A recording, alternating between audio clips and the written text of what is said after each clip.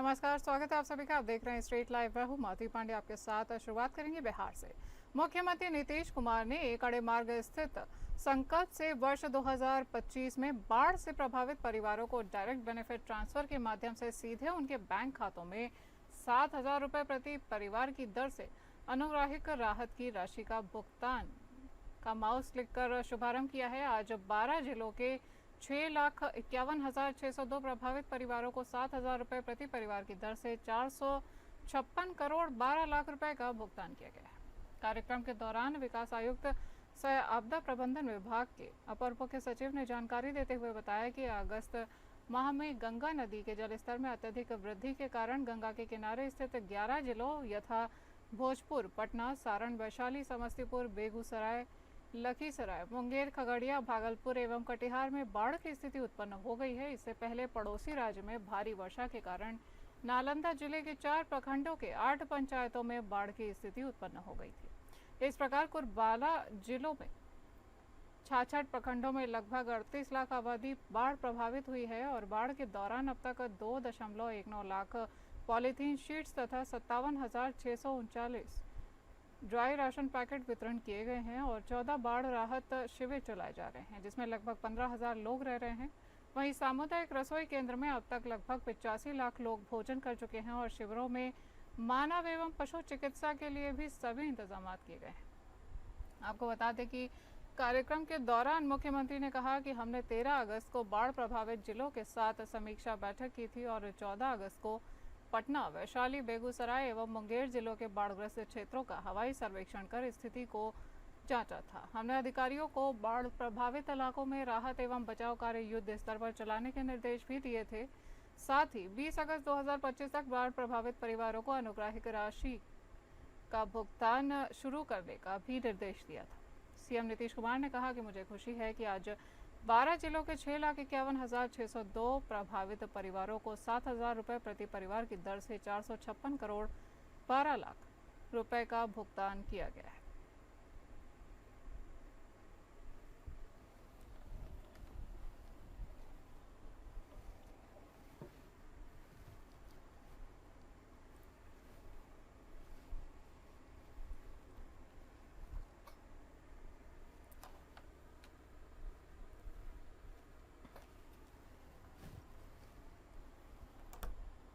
जन स्वराज के सूत्रधार प्रशांत किशोर अपनी बिहार बदलाव यात्रा के क्रम में मधेपुरा के मुरलीगंज में बिहार बदलाव जनसभा करने पहुंचे हैं।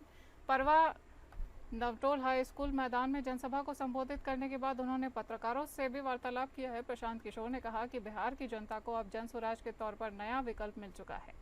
30 साल तक लालू के डर से भाजपा नीतीश और भाजपा के डर से लालू को वोट देने की मजबूरी से आगे निकलने का रास्ता लोगों को दिख चुका है। लोग अब जनता का राज चाहते हैं, वहीं बच्चों के लिए पढ़ाई और रोजगार चाहते हैं। प्रशांत किशोर ने लालू यादव के अपने पुराने रंग में आने के सवाल पर तंज कसते हुए कहा कि बिहार की जनता ने उनके सभी तरह का रंग देख लिया है। लालू यादव पहले दलितों के नेता थे, जनता ने वो देखा है। वो पिछड़ों के नेता रहे हैं और जनता ने वो भी देखा है। फिर लालू यादवों के नेता बन चुके हैं, जनता ने वो भी देखा है। अब वो सिर्फ अपने परिवार के और राजद के नेता रह गए हैं।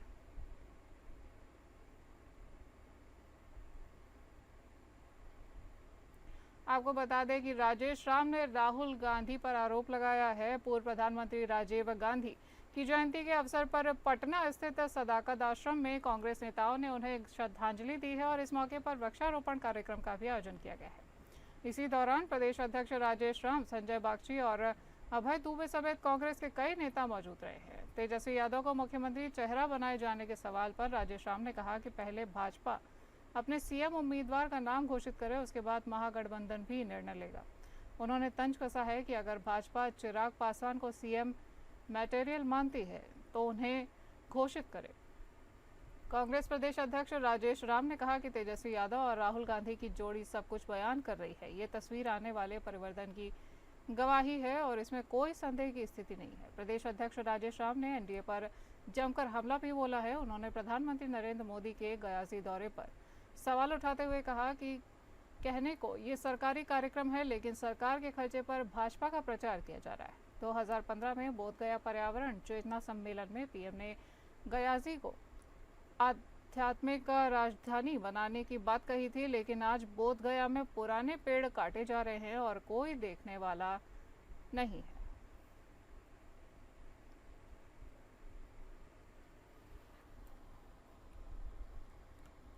लोक जनशक्ति पार्टी के सांसद और केंद्रीय मंत्री चिराग पासवान के बहनोई अरुण भारती ने एक बड़ा बयान दिया है। केंद्रीय मंत्री जीतन राम मांझी के लगातार हो रहे हमलों पर प्रतिक्रिया देते हुए उन्होंने कहा कि वो हमारे अभिभावक हैं, बोल सकते हैं, लेकिन आने वाले समय में कौन सी पार्टी कहां रहेगी ये कहना मुश्किल है। हाँ, फिलहाल मैं और हमारी पार्टी एनडीए के साथ मजबूती से खड़े हैं। राहुल गांधी पर हमला बोलते हुए अरुण भारती ने कहा कि जिस वोट चोरी का आरोप राहुल गांधी ने महाराष्ट्र में लगाया था, उसे वहां की हाईकोर्ट और सुप्रीम कोर्ट ने खारिज कर दिया है। जब जनता ने खारिज कर दिया है और अदालत ने भी खारिज कर दिया है, तो राहुल गांधी को अब जनता को गुमराह नहीं करना चाहिए। अगर चुनाव आयोग ने एफिडेविट मांगा है तो वे उससे भाग क्यों रहे हैं। तेजस्वी यादव द्वारा राहुल गांधी को प्रधानमंत्री बनाए जाने की घोषणा पर उन्होंने तंज कसते हुए कहा कि ठीक है, दोनों एक दूसरे को प्रधानमंत्री और मुख्यमंत्री बना दे, लेकिन हिम्मत है तो राहुल गांधी खुले मन से तेजस्वी यादव को मुख्यमंत्री पद का उम्मीदवार घोषित करें।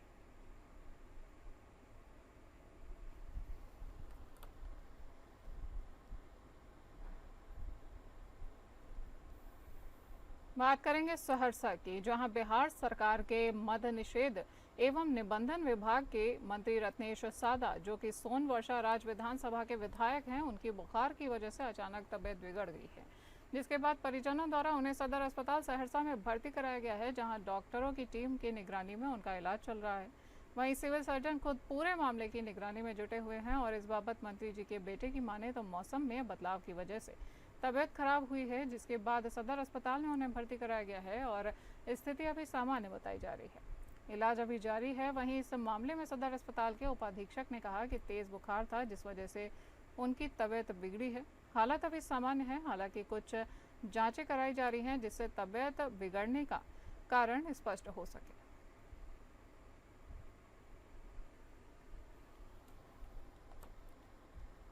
बात करेंगे झारखंड की। झारखंड के सबसे बड़े अस्पताल रिम्स के निदेशक डॉक्टर राजकुमार को हाल ही में ब्रिटिश पार्लियामेंट लंदन के कॉमनवेल्थ मेडिकल एसोसिएशन की ओर से अंतर्राष्ट्रीय चिकित्सा पुरस्कार से सम्मानित किया गया है। इसी संबंध में बात करते हुए हमारी संवाददाता तृप्ति सिंह के साथ रिम्स निदेशक ने विस्तार से चर्चा की है। इस दौरान उन्होंने अस्पताल में विधि और व्यवस्थाओं से जुड़ी कई चुनौतियों से भी वाकिफ कराया है। आप भी देखिए पूरी बातचीत। इस वक्त हम झारखंड के सबसे बड़े अस्पताल रिम्स पहुंचे हैं, जहां हमारे बीच मौजूद हैं रिम्स के डायरेक्टर डॉक्टर राजकुमार। आइए मिलते हैं उनसे। सर, स्वागत आपका हमारे channel. Thank you very much. में सिर्फ झारखंड ही नहीं बल्कि पूरे देश के लिए गर्व का विषय है। जानना चाहेंगे उन 2 सम्मान के बारे में सबसे पहले आपसे। देखिए, अंतर्राष्ट्रीय तो हमें करीब 5 कंट्रीज से रिकॉग्निशन मिल चुका है और सर्टिफिकेट तो मुझे लगता है 7-8 कंट्रीज के रिकॉग्निशन के कोविड के टाइम। लेकिन ये वाला एक्चुअली में एक तरह की फेलोशिप है। ये कॉमनवेल्थ मेडिकल एसोसिएशन जो है 55 कंट्रीज के रिप्रेजेंटेटिव होते हैं उसमें, और बेसिकली ओवरऑल जो हेल्थ एनहांसमेंट के लिए जो भी काम अंतर्राष्ट्रीय स्तर पर हो रहा है वो एसोसिएशन है, तो उसमें हमें फेलोशिप मिली हुई है लंदन में और ये काफ़ी प्रेस्टिजियस है। जी सर, सुनने में आया कि न्यूरोलॉजी में आपको न्यूरोलॉजी सर्जरी के लिए आपको न्यूरो सर्जरी के लिए आपको बहुत बेहतर समर्पण के लिए आपको सम्मान मिला है, इस पर क्या कहेंगे? वो एक्चुअली ब्रिटिश पार्लियामेंट की ऑनरेबल पार्लियामेंटेरियन है, जिनके पास 2-3 पोर्टफोलियोज हैं, इंडियन ओरिजिन की हैं वो। उनके द्वारा जो हमने neurological surgeon society of India establish की और न्यूरो सर्जरी में जो मेरा इंटरनेशनल कंट्रीब्यूशन है उस सबको ध्यान में रख के वो उन्होंने पार्लियामेंट की तरफ से ही थ्रू प्रेसिडेंट CMA, मतलब प्रेसिडेंट कॉमनवेल्थ एसोसिएशन के थ्रू ही वो उन्होंने हमें रिकॉग्निशन दी। उसके लिए हमारा बहुत आभार है और बहुत मैं धन्यवादी हूँ। और थैंक यू। तो ये थे हमारे बीच डॉक्टर राजकुमार, जिन्होंने बताया किस तरीके से रिम्स को लेकर वो पूरी तरह से प्रतिबद्ध हैं और अपने पद पर रहकर अपनी जिम्मेदारियों को संभालते हुए जिस तरह उन्होंने 2 अंतर्राष्ट्रीय सम्मान हाल ही में रिम्स को दिलाया, झारखंड को दिलाया, भारत देश को दिलाया, क्योंकि ये पूरे देश के लिए गर्व होने का विषय था। रिम्स में सेवा देने को लेकर ऐसे ही वो कार्य करते रहेंगे। फिर मिलेंगे उनसे हम। फिलहाल के लिए APN न्यूज़ से कैमरामैन दीपक के साथ मैं तृप्ति रांची से, नमस्कार।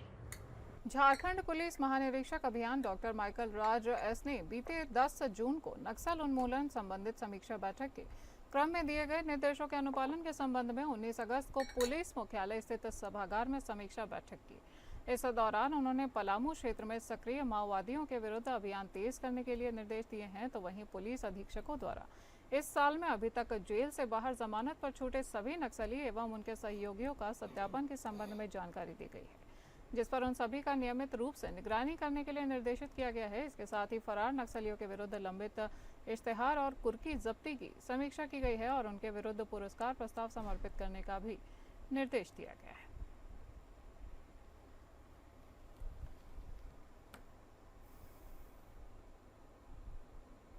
पलामू जिले में लेवी के फिराक में निकले आपराधिक गतिविधियों में शामिल 4 युवकों की गिरफ्तारी कर ली गई है। वहीं पर बड़ी घटना को अंजाम देने के लिए अवैध हथियार के साथ ये युवक पकड़े गए हैं। जानकारी के अनुसार जिले की पुलिस अधीक्षक रेशमा रमेशन के नेतृत्व में ये बड़ी कार्यवाही को अंजाम दिया गया है, जिसने पलामू पुलिस को एक बड़ी सफलता हासिल हुई है। इस मामले में जुड़ी रिपोर्ट के मुताबिक बीते 18 अगस्त की रात में पुलिस को एक गुप्त सूचना प्राप्त हुई थी कि सदर थाना में आने वाले नेशनल हाईवे पर कार्यरत कंपनियों से लेवी वसूलने के उद्देश्य से 3 से 4 अपराधी मोटरसाइकिल से हथियार के साथ फायरिंग करने की फिराक में हैं और ये सूचना मिलते ही जिला पुलिस अधीक्षक को सूचित किया गया और अनुमंडल पुलिस पदाधिकारी सदर के नेतृत्व में एक विशेष छापामारी टीम का गठन भी किया गया। छापेमारी के क्रम में पोखराहा, अकड़ाही और आहर नेशनल हाईवे के पास 2 मोटरसाइकिल पर 4 व्यक्ति संदिग्ध अवस्था में पाए गए हैं। तो वहीं तलाशी के दौरान उनके पास से भारी मात्रा में हथियार एवं नगद राशि भी बरामद की गई है, जिनसे एक देसी और विदेशी पिस्टल और 50 राउंड जीवित कारतूस, 4 मोबाइल फोन, 3 मोटरसाइकिल और लेवी की वसूली से प्राप्त 22,000 रुपये बरामद हुए हैं। इसके साथ ही गिरफ्तार अपराधियों में पलामू के रहने वाले शाहजाद आलम, साहिल कुमार, रोहित कुमार, फरहान कुरैशी उर्फ शैलू कुरैशी का नाम भी सामने आया है।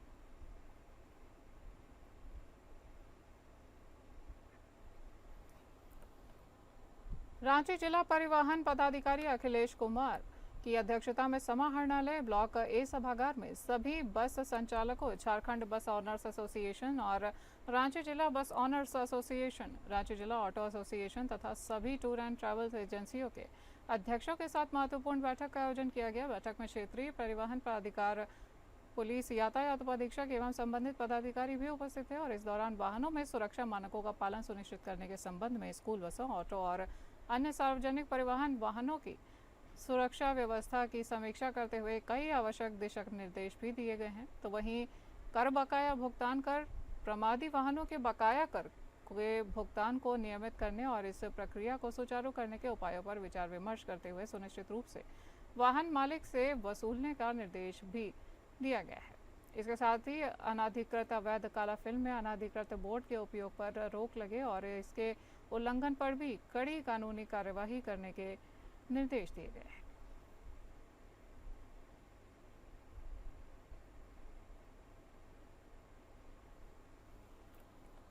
पुलिस अधीक्षक को गुप्त सूचना प्राप्त हुई है कि जिरवाबाड़ी थाना क्षेत्र अंतर्गत घोगी संथाली टोला में एक व्यक्ति हथियार लेकर घूम रहा है और पुलिस अधीक्षक के निर्देशानुसार अनुमंडल पुलिस पदाधिकारी साहिबगंज के नेतृत्व में एक टीम का गठन किया गया। गठित टीम के द्वारा प्राप्त सूचना के आलोक में त्वरित कार्यवाही करते हुए घोगी संथाली टोली के ग्रामीणों के सहयोग में एक व्यक्ति विनोद सिंह को अवैध देशी कट्टा और अन्य चीजों के साथ गिरफ्तार किया गया है, जिसकी जानकारी सदर एसडीपीओ किशोर तिर्की ने प्रेस कॉन्फ्रेंस कर साझा की है।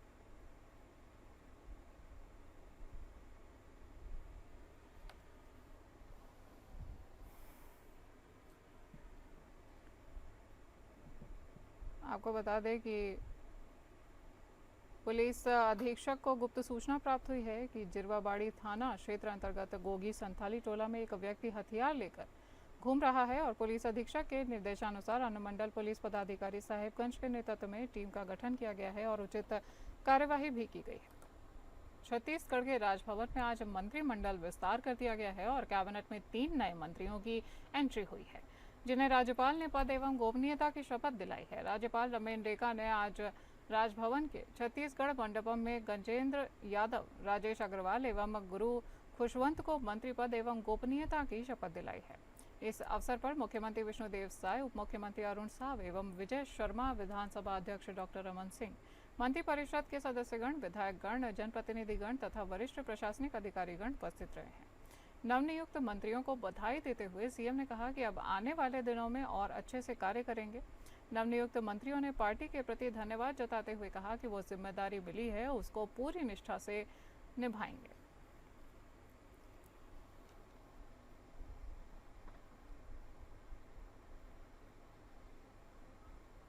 छत्तीसगढ़ के मुख्यमंत्री विष्णुदेव साय की अध्यक्षता में कैबिनेट की बैठक हुई है और बैठक में पीडीएस में चना वितरण पर बड़ा निर्णय लिया गया है। अब अनुसूचित और मॉडल पैकेट क्षेत्र के अंत्योदय और प्राथमिकता परिवारों को हर माह मिलने वाला 2 किलो चना NEML यानी ई ऑक्शन प्लेटफॉर्म में खरीदा जाएगा।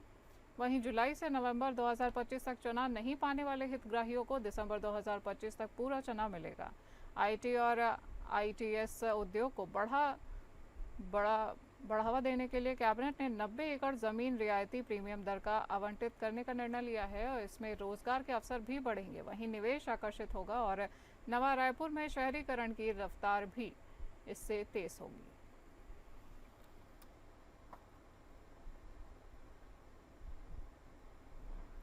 जगदलपुर मुख्यमंत्री विष्णुदेव साय ने मंगलवार को वीडियो कॉन्फ्रेंसिंग के जरिए कमिश्नर एवं कलेक्ट्रेट्स में कलेक्टर्स की बैठक में छत्तीसगढ़ राज्य गठन के 25 वर्ष पूर्ण होने के अवसर पर रजत महोत्सव आयोजन में जनता की व्यापक भागीदारी सुनिश्चित करने को कहा है और इस दौरान उन्होंने राष्ट्रीय राजमार्ग प्राधिकरण एवं राष्ट्रीय राजमार्ग निर्माण सहित रेलवे अंडरब्रिज एवं ओवरब्रिज निर्माण के लिए फॉरेस्ट क्लियरेंस एवं भू अर्जन प्रकरणों का निराकरण, ई कोर्ट में दर्ज राजस्व प्रकरणों का समय सीमा में निराकरण एवं एग्री स्ट्रेक के माध्यम से किसान पंजीयन प्रगति और खरीफ फसलों का डिजिटल फसल सर्वेक्षण स्थिति की विस्तृत समीक्षा कर आवश्यक दिशा निर्देश दिए हैं। बैठक में मुख्य सचिव अमिताभ जैन, मुख्यमंत्री के प्रमुख सचिव सुबोध कुमार सिंह, मुख्यमंत्री के सचिव पी दयानंद एवं राहुल भगत सिंह, संस्कृति, लोक निर्माण, राजस्व एवं वन इत्यादि विभागों के वरिष्ठ उच्च अधिकारी भी मौजूद रहे हैं।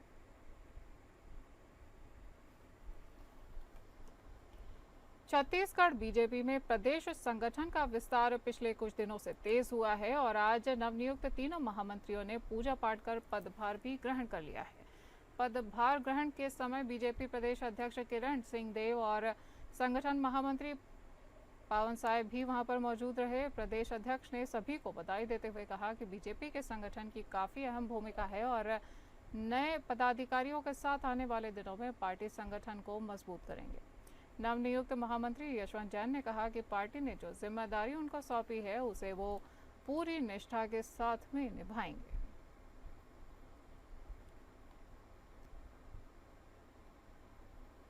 आदि कर्मयोगी अभियान और रिस्पॉन्सिव गवर्नेंस प्रोग्राम के तहत जिला मास्टर्स ट्रेनर्स का प्रशिक्षण कार्यक्रम राजधानी रायपुर के एक निजी होटल में संपन्न हुआ है।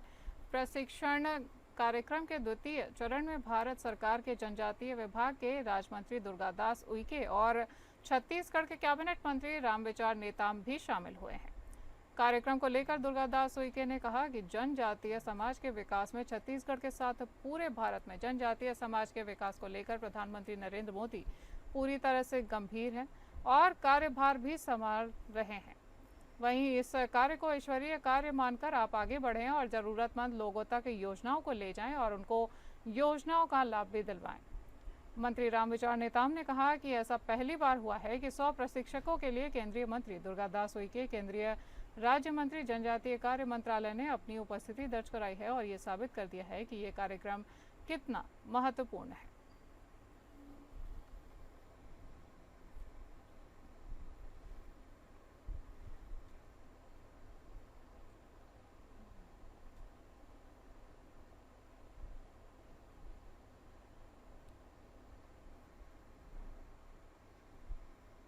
ग्राम सारंगगढ़ स्थित प्राचीन शिव मंदिर एवं मां करता मंदिर परिसर में मूर्ति खंडन होने की सूचना पाकर 7 अगस्त को कांग्रेस कार्यकर्ताओं द्वारा जूते चप्पल पहनकर प्रवेश करने जैसी आपत्तिजनक हरकत की गई है। साथ ही क्षेत्र का माहौल खराब कर धार्मिक भावना को भड़काने और अनाधिकृत कोशिश की गई है, जबकि मंदिर समिति ने इस विषय को संवेदनशीलता के साथ लेते हुए खंडित मूर्ति का विधिवत स्थापना करने और दोषियों के ऊपर कार्यवाही करने का पुलिस प्रशासन से एफआईआर कराने का निर्णय लिया था और कांग्रेसियों के इस कृत्य से लोग आहत हुए हैं। न केवल धार्मिक मर्यादा भंग हुई है बल्कि समाज की गहरी आस्था का भी अपमान हुआ है। इस गंभीर घटना से पूरे क्षेत्र में इस समय आक्रोश व्याप्त है और मंगलवार को बड़ी संख्या में ग्रामीण एवं समाजजनों ने कवर्धा पुलिस अधीक्षक को ज्ञापन सौंपते हुए कहा है कि मंदिर और कर्मा माता जैसे पवित्र स्थलों पर की गई कांग्रेस कार्यकर्ताओं की यह हरकत किसी भी सूरत में बर्दाश्त नहीं की जाएगी। ग्रामीणों ने आरोप लगाया है कि अजहर जूबी खान, अशोक सिंह सहित कांग्रेस कार्यकर्ता जानबूझकर धार्मिक स्थलों में जाकर माहौल बिगाड़ने और समाज को बांटने की कोशिश कर रहे हैं। उन्होंने कहा कि श्रद्धा और धर्म के नाम पर राजनीति कर माहौल को दूषित करने का प्रयास बेहद निंदनीय है।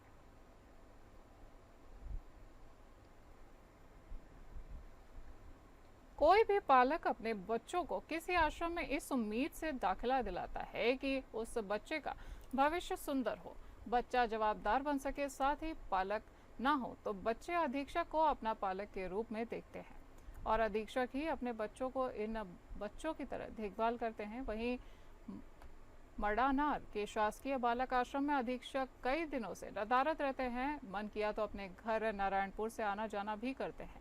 जब हमने बच्चों से इस विषय पर बात किया तो उन्होंने कहा कि आज लगभग 4 दिन हो चुके हैं सर नारायणपुर गए हैं और चपरासी के भरोसे हमें यहाँ पर छोड़ गए हैं।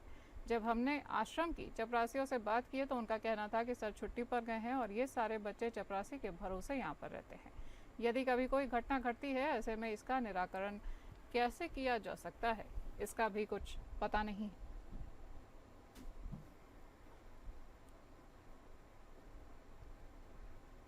बात करेंगे महाराष्ट्र की। महाराष्ट्र में the best employees cooperative credit society चुनाव के नतीजे आ चुके हैं। इस चुनाव के लिए 18 अगस्त को मतदान हुआ था। नतीजे 19 अगस्त को आने थे, लेकिन मुंबई में भारी बारिश के चलते वोटों की गिनती देर से शुरू हुई है और नतीजे देर रात घोषित किए गए हैं।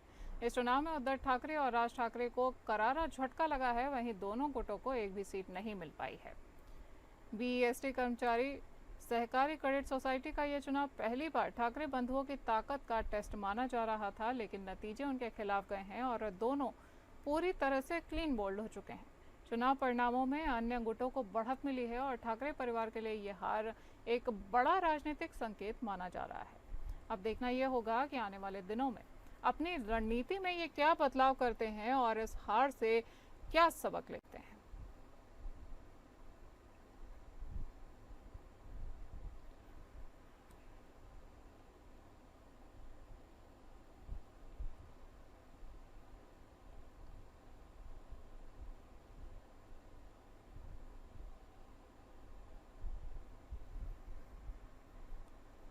बात करेंगे हरियाणा की। हरियाणा की शिक्षिका मनीषा की मौत के मामले में एक बार फिर नया मोड़ ले लिया है। पुलिस द्वारा मनीषा की मौत को आत्महत्या बताने का झूठा बताते हुए मंगलवार सुबह ग्रामीणों ने प्रशासन के खिलाफ मोर्चा खोल दिया है। ठाणी लक्ष्मण ने पंचायत में ऐलान किया है कि न्याय मिलने तक मनीषा के शव का अंतिम संस्कार नहीं किया जाएगा और मामले की सीबीआई जांच कराई जाएगी। जिसके बाद देर रात सीएम सैनी ने ऐलान किया है कि मनीषा हत्याकांड की जांच सीबीआई करेगी। पहले तो 2 मांगे रखी थी कि एक तो पोस्टमार्टम एम्स से हो और दूसरा जो है सीबीआई को जांच दी जाए। तो सीबीआई वाली तो बात उन्होंने रात ही मान ली थी।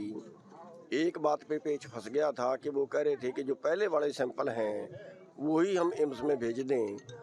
तो यहाँ पंचायत का फैसला था कि दोबारे से सैंपल लिए जाएं। तो सारी कशमकश के बाद अब प्रशासन ने ये बात मान ली है कि ठीक है, हम दोबारे से उसके सैंपल ले लेते हैं। तो ये बात मान ली और अब हमने ये कहा कि अभी कोई गांव के 2 आदमी जो हैं, चाहे उसके परिवार वाले चाहे कोई भी, वो अपने स्टेट लाइव में आज के लिए इतना ही। नमस्कार। और वो